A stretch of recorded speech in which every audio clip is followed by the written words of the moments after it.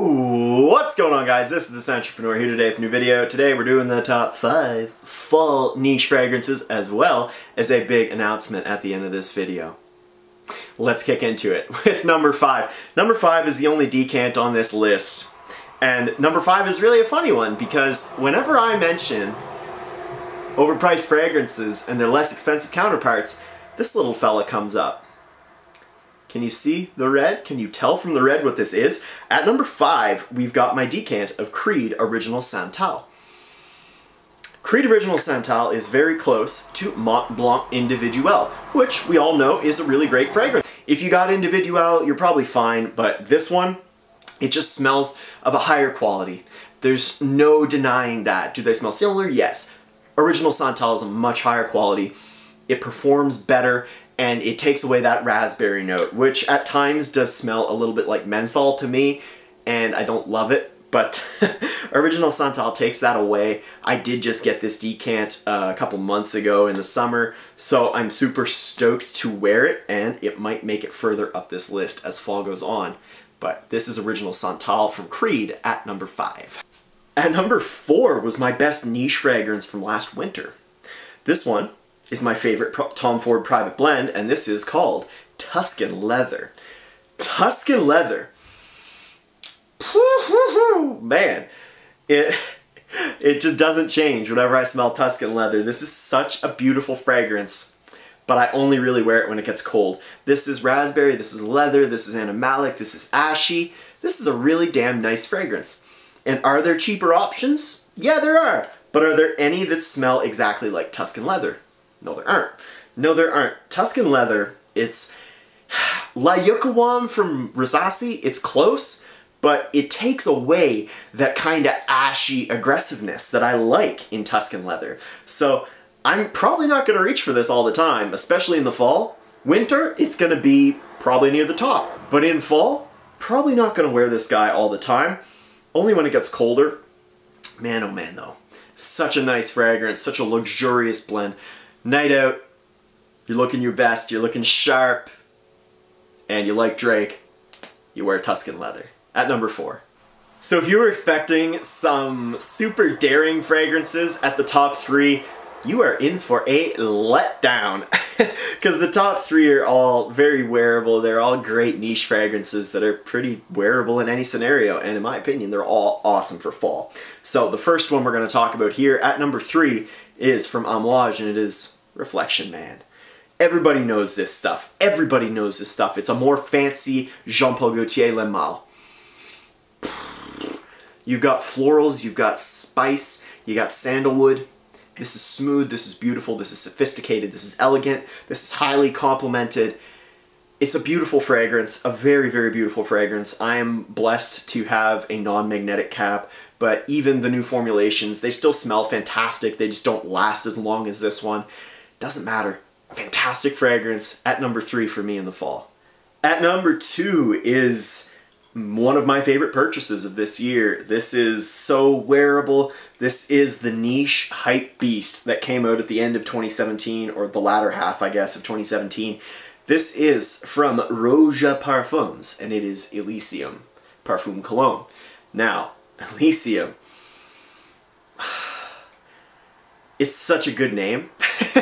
The name Elysium fits this fragrance so well. It's very much in that same Creed Aventus, Dior Sauvage type genre of fragrance where it's super wearable, it's super easy to wear. It does get compliments. This one does not beast off my skin at all, but that's just an excuse to spray it about 10 times. So, fantastic fragrance. I've been enjoying it ever since I got it in the spring. I liked it in the spring, I liked it in the summer. I'm gonna like it in the fall, and I think you will too. This does last overnight on my skin. It doesn't push out like a beast. But if you're on a date, man, it's pretty hard to beat Elysium, man. It's a great fragrance with very solid performance, not a very solid price, but whatever. Presentation is dope. Elysium at number 2.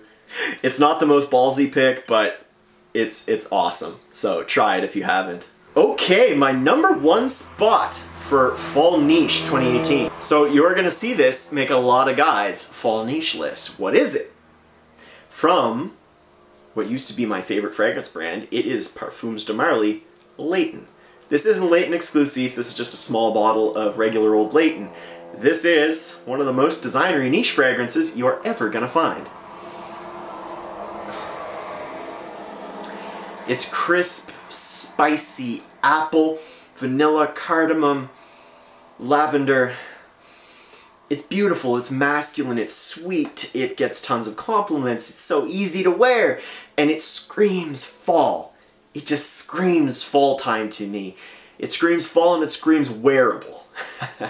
This is a designer niche fragrance, basically.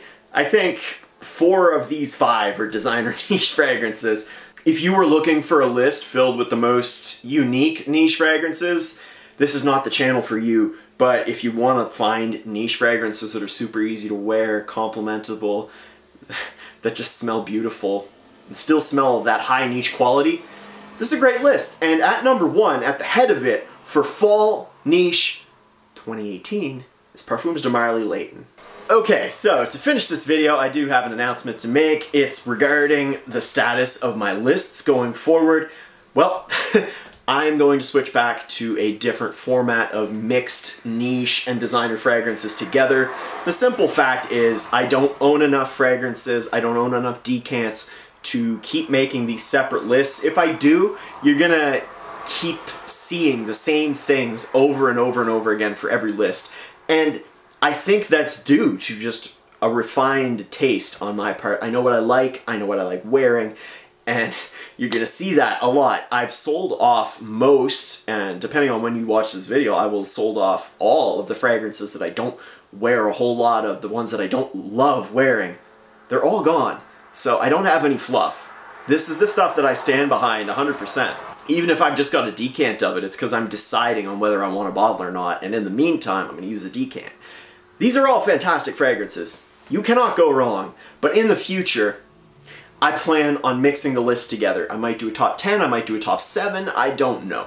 I really don't know, but there is just no real nice way I can do separate top 5s anymore, because in the winter time, I don't think there are 5 designer fragrances that I'm really gonna go for.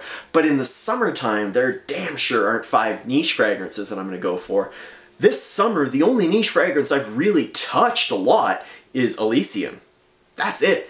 I think I wore Layton a little bit too, actually, but Elysium is the one I went for most of the time, and that's up against like these great Creeds and Surge-Offs, and I just wore Elysium all the time because it works all the time, and I like it. So the collection is very much being downsized. I've got a video that might be out sometime, I don't know, about the status of my collection, but if you guys want me to keep recommending fragrances that I don't own, I can do that. If you want stuff to check out, I can do that, but it will have to be separate from my top list for the seasons. So guys, this has been The Sentrepreneur. If you enjoyed this video and haven't done so already, I would encourage you to subscribe down below for fragrance content every week. Don't forget to hit the thumbs up button and the bell to get notified when I come out with new videos.